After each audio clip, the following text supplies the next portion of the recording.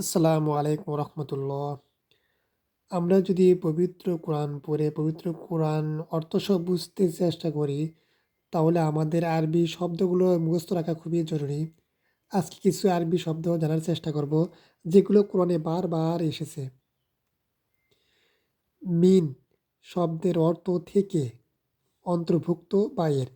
দেখুন, শব্দটি কোরআনে এসেছে ৩,২২৬ বার। আল্লাহ শব্দটি কোরআনে এসেছে ২,৬৯৯ বার।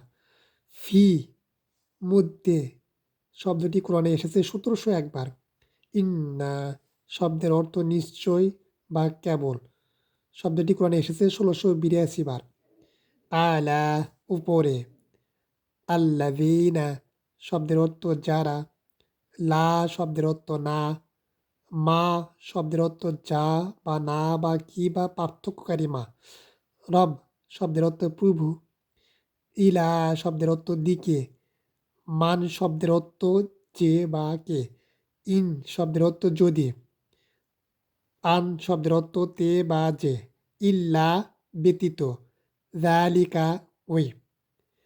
প্রত্যেকটি শব্দ কোরআনে বারবার এসেছে, বারবার এসেছে।